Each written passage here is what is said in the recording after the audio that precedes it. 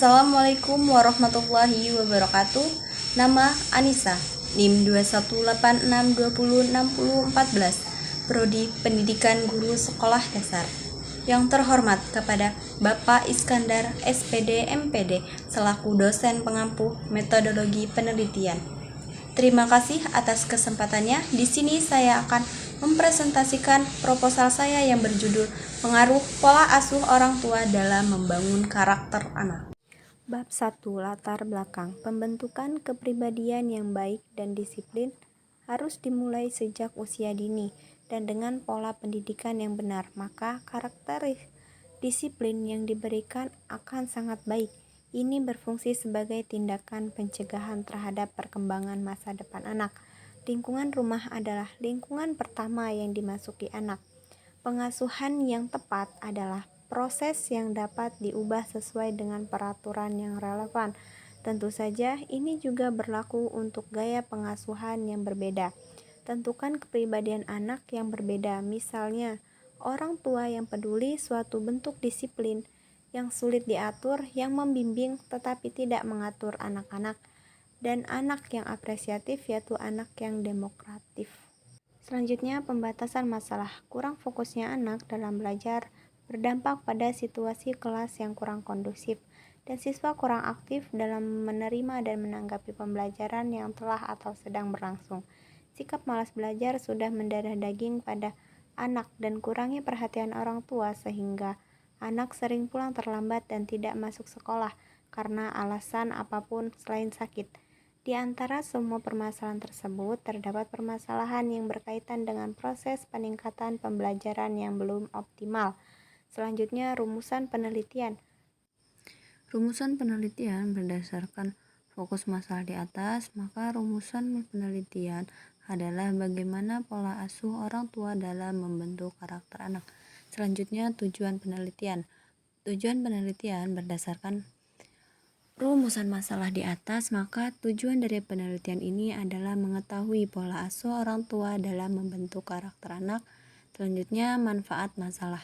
Berikut manfaat dari penelitian ini. Yang pertama, untuk menambah pengetahuan atau wawasan tentang pola asuh orang tua dalam membentuk karakter anak. Yang kedua, sebagai bahan informasi bagi orang tua tentang cara-cara membentuk karakter anak.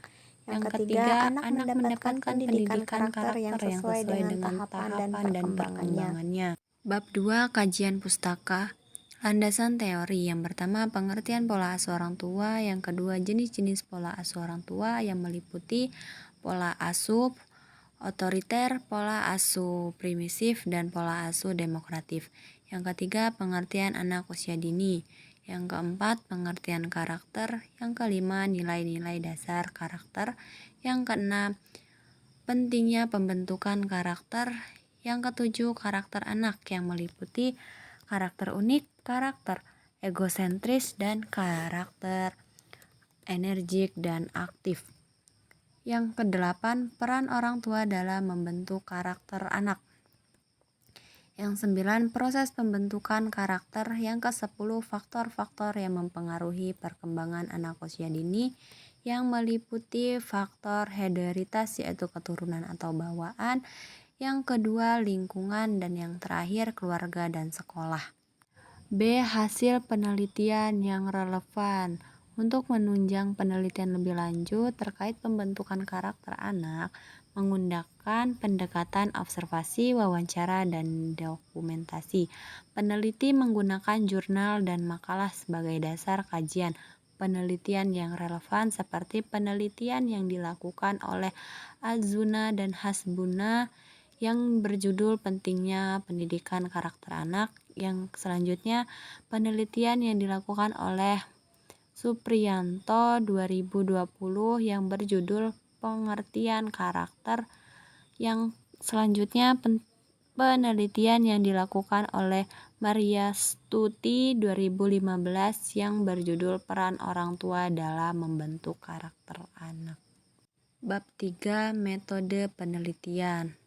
Yang pertama, tempat dan waktu penelitian. Tempat penelitian dilakukan oleh peneliti di Desa Taman Fajar yang beralamat di Dusun 4 Taman Fajar, Kecamatan Purbolinggo, Kabupaten Lampung Timur. Adapun penelitian pada semester genap bulan Juni tahun 2003. Selanjutnya desain penelitian. Desain penelitian yang digunakan dalam penelitian ini adalah desain penelitian kualitatif. Selanjutnya subjek penelitian. Subjek dalam penelitian ini adalah orang tua dan peserta didik. Dan dalam penelitian ini, peneliti menggunakan observasi, wawancara, dan dokumentasi untuk menganalisis pemahaman pola asuh orang tua untuk membangun karakter anak. Selanjutnya, data dan sumber data.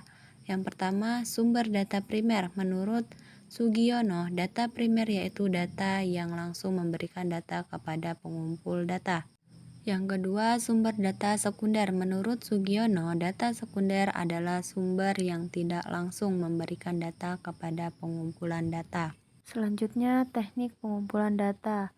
A. Observasi. Menurut Sugiono, observasi merupakan teknik pengumpulan data yang mempunyai ciri yang spesifik bila dibandingkan dengan teknik yang lain.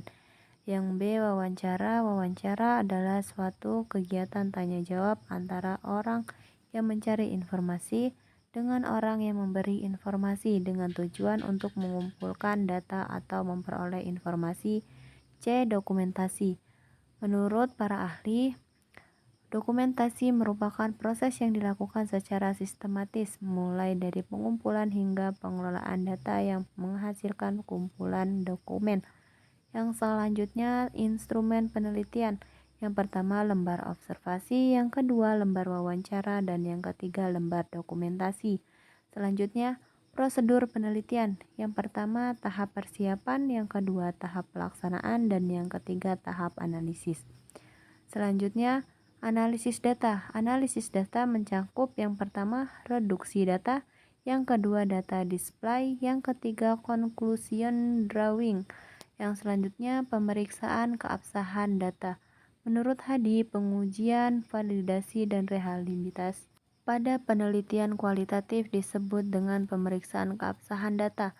Data yang dihasilkan harus diperiksa keabsahannya. Formulasi pemeriksaan keabsahan data menyangkut kriteria derajat, yaitu yang pertama, kepercayaan atau credibility, yang kedua, keteralihan atau transferability, yang ketiga, kebergantungan atau dependability, yang keempat, kepastian confirmability.